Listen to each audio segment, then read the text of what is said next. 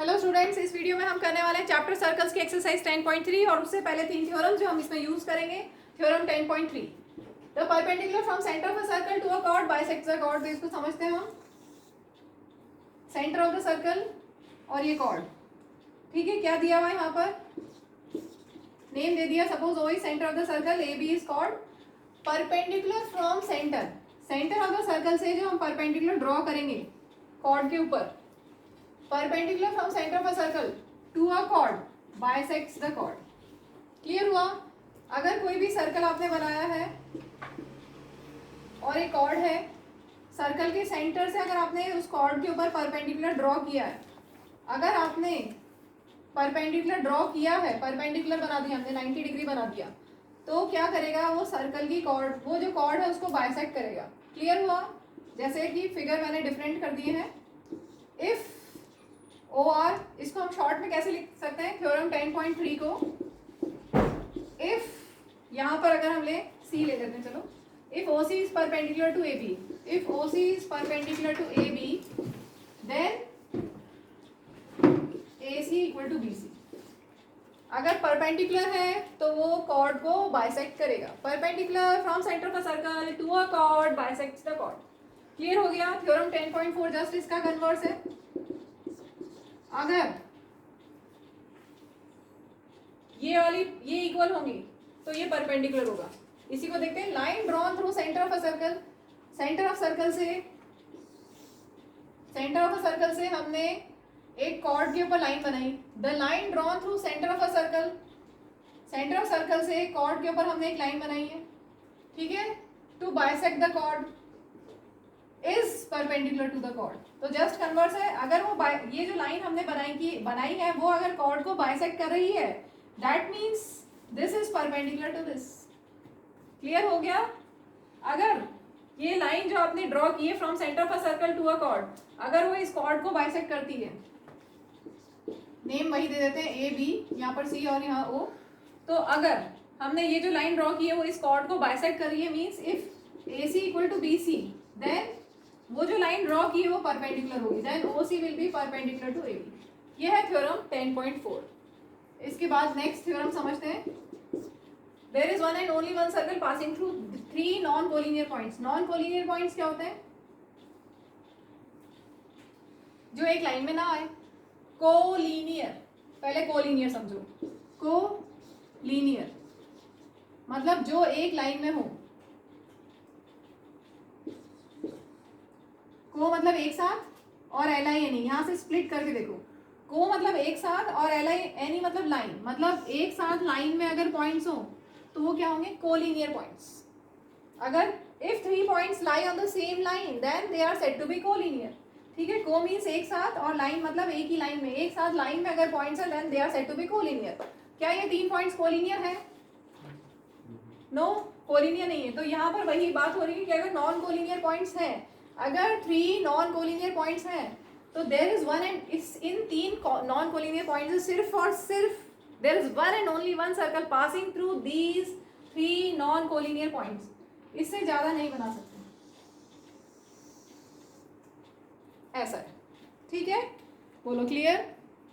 चलिए exercise start करते हैं 10.3। Given different pairs of circles, draw different pairs of circles. तो फर्स्ट हम ले लेते हैं और हमें क्या करना है, how many points does each pair have in common, what is the maximum number of common points. तो हम सर्कल ऐसा बना सकते हैं, ये 2 सर्कल हम ऐसा बना सकते हैं। तो कॉमन पॉइंट कितने हुए? कितना कॉमन पॉइंट हुआ इनमें? एक भी नहीं। या फिर हम ऐसा कर सकते हैं, 2 सर्कल हम ऐसे बना सकते हैं, तो कॉमन पॉइंट कितना हो गया? एक। ये कॉमन पॉइंट है दोनों का, ठीक है। या फिर हम क्या कर सकते हैं, ऐसा बना सकते हैं, तो कॉमन पॉइंट्स मतलब वो इंटरसेक्ट कहाँ कर रहे हैं? 2 पॉइंट्स पे। तो यहाँ पर कॉमन पॉइंट्स हो गए 2 कॉमन पॉइंट्स। ठीक है, क्वेश्चन 2 करते हैं। Suppose you are given a circle. अगर आपके पास एक सर्कल है और सेंटर नहीं पता, अब बोलोगे तो हमने सर्कल तो कंपास से बनाया तो सेंटर तो हमें पता है, अब बैंगल से बना लो या बॉल से बना लो, ठीक है। अब उसका तो सेंटर आपको नहीं पता होगा, तो हमें ऐसा सिचुएशन में जब सेंटर नहीं पता है तो सेंटर कैसे फाइंड करेंगे, तो इसके लिए छोटा सा कंस्ट्रक्शन है आपके पास। इसके लिए कंपास होना चाहिए, पेंसिल होनी चाहिए, अगर है प्रेजेंटली तो सब बना लीजिए मेरे साथ में। सब तैयार है, सबने अपना अपना सर्कल बना लिया है। तो चलिए आप, हमारे पास ऐसा सर्कल है जिसका हमें सेंटर नहीं पता और हमें सेंटर फाइंड करना है। सेंटर फाइंड करना है तो क्या करेंगे आप, take any 3 points and name them P Q R A B C, जो चाहे आप लिख लीजिए। Take any 3 points on the circle. इसके बाद join P Q and Q R. इसके बाद आप क्या करेंगे, पी क्यू का परपेंडिकुलर वन, मैं यहाँ स्टेप्स लिख देती हूँ शॉर्ट में, join P Q and Q R. इसके बाद draw perpendicular bisector of P Q and Q are. Draw perpendicular bisector of P Q and Q are. ध्यान से देखो, परपेंडिकुलर बाइसेक्टर कैसे बनाते हैं। कंपास को आप रखोगे, कंपास के निडल को पी या क्यू पे रखा और मोर देन हाफ पी क्यू की लेंथ से हाफ से ज़्यादा ऊपर आर्क और नीचे आर्क, ठीक है। तो क्यू पॉइंट से हम मोर देन हाफ आर्क लेंगे, एक ऊपर बनाएंगे एक नीचे बनाएंगे। सेम बिना हिलाए कंपास को, बिना हिलाए हम पी पॉइंट से आर्क बनाएंगे, ठीक है। और इनको डॉटेड लाइन से ज्वाइन कर लेना, डॉटेड लाइन से ज्वाइन कर लेना। सपोज ये आर्क से आपकी, ठीक है। सेम ऐसे क्यू आर का परपेंडिकुलर बाइसेक्टर बनाएंगे। कैसे बनाएंगे, आर से आर्क लेंगे more than half of Q, R Q, ऊपर आर्क बनाएंगे यहाँ से, ठीक है, यहाँ से ऊपर आर्क और नीचे आर्क। आर से आपने आर्क लिया ऊपर की तरफ नीचे की तरफ, सेम ऐसे ही बिना हिलाए क्यू से आप आर्क लेंगे ऊपर की तरफ और नीचे की तरफ, और इनको भी डॉटेड लाइन से ज्वाइन कर लेंगे। तो ये जो परपेंडिकुलर बाइसेक्टर्स मीट हुए, that will give you centre of the circle. Perpendicular bisectors meet at centre of the circle. Moving to next question, 2 circles intersect at 2 points. तो यहाँ पे 2 सर्कल्स हमने ले लिए, सपोज ये दो इंटरसेक्ट कर रहे हैं एट ए एंड बी।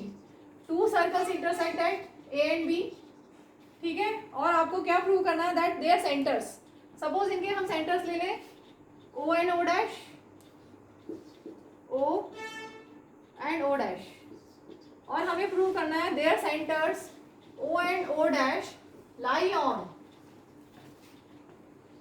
इसको ज्वाइन करेंगे, इसको हम ज्वाइन कर लेते हैं। लाई ऑन, हमें प्रूव करना है centres O and O dash lie on perpendicular bisector of common chord. Common chord का परपेंडिकुलर बाइसेक्टर, ये कॉमन कॉर्ड है ए बी, उसका परपेंडिकुलर बाइसेक्टर के ऊपर सर्कल्स के सेंटर्स आते हैं। This you have to prove, ठीक है। तो अब स्टार्ट करते हैं। इसमें हम थोड़ा सा कंस्ट्रक्शन करेंगे। Join this, join A B common chord है, common chord A B, join O A, O dash A, O B and O dash B, इन सबको हमने ज्वाइन कर लिया। Join O A, O dash A, O B, O dash B. अब देखिए यहाँ पर ध्यान से देखना, थोड़ा सा लंबा प्रूफ है। अभी तक सर्कल्स के जितने क्वेश्चन किए वो थोड़े बहुत ही छोटे छोटे से थे, उसके कंपैरिजन में थोड़ा सा यहाँ पर टाइम लगेगा।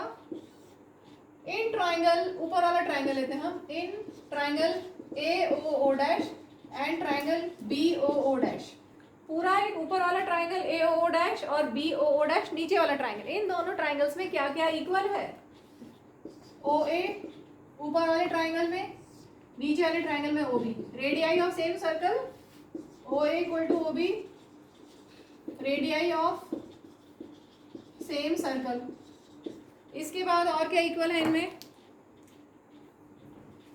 यहां देखेंगे this equal to this, radii of same circle O dash A equal to O dash B, reason radii of same circle.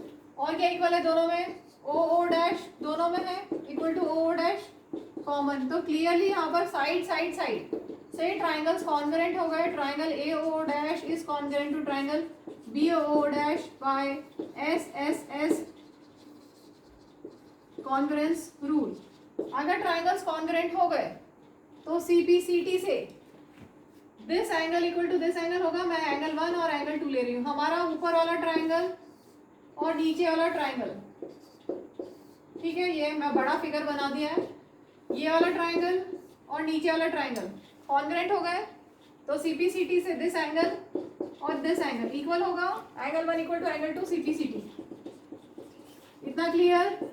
S से ट्राइंगल्स कॉन्ग्रेंट, CPCT से एंगल 1 इक्वल टू एंगल 2। ठीक है, आगे बढ़ते हैं। अब हम थोड़े छोटे ट्राइंगल्स पे आ रहे हैं। कौन कौन से? इसको मैं नेम दे रही हूँ M। एक तो ये वाला ट्राइंगल और ये। अगर आपके ट्राइंगल का कंसेप्ट क्लियर नहीं है तो हो सकता है कि आपको थोड़ी सी दिक्कत आए। यहाँ पर M, इधर A, B, O और ये एंगल 1 और एंगल 2। ध्यान दीजिए इन दो ट्राइंगल्स को, कौन से जो मैंने यहाँ पर ब्लू से शेड किए, इन दो ट्राइंगल्स को जो मैंने यहाँ नीचे बना दिए, इन दो ट्राइंगल्स को हमको कॉन्ग्रेंट करना है। अब तो in triangle AOM and triangle BOM क्या क्या इक्वल है? Radii of same circle OA equal to OB, OA equal to OB। Reason radii of same circle. और एंगल 1 इक्वल टू एंगल 2 अभी हमने प्रूव किया, प्रूव्ड अबव। और क्या equal है इन दोनों में? OM दोनों में है, OM equal to OM common. Therefore, triangle AOM is congruent to triangle BOM by कौन सा?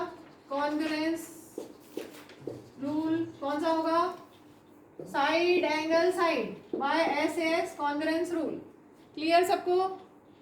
अगर ये ट्राइंगल्स कॉन्ग्रुएंट हो गए तो CPCT से this angle equal to this angle होगा। मैं एंगल 3 और एंगल 4 नेम दे देती हूँ। Angle 3 equal to angle 4 by CPCT। But ध्यान से देखो इन दोनों का सम कितना होगा? लीनियर पेयर बन रहा है ये angle but angle 3 plus angle 4 कितना है? 180। But angle 3 plus angle 4 is 180। एक और चीज CPCT से लिख दें, क्योंकि हमें परपेंडिकुलर बाइसेक्टर बोला ना, तो बाइसेक्टर हमें मिल गया। CPCT से एक स्टेप और इसके बाद लिख लेना AM equal to BM, AM equal to BM CPCT। ठीक है, क्योंकि बाइसेक्टर हमें प्रूव करना था, अभी परपेंडिकुलर करेंगे। बाइसेक्टर मिल गया हमें, AM इक्वल टू वो जो centres, line joining centres is perpendicular bisector of common cord. तो बाइसेक्टर तो हमें मिल गया, AM इक्वल टू BM हमें मिल गया, दिस इक्वल टू दिस हमें मिल गया। अब हमें प्रूव करना है कि परपेंडिकुलर भी है। ये जो AB है और O डैश है आपस में परपेंडिकुलर भी है, ये भी हमें प्रूव करना है। तो angle 3 plus angle 4 equal to 180। 4 की जगह मैं एंगल 3 लिख सकती हूँ क्योंकि वो इक्वल है।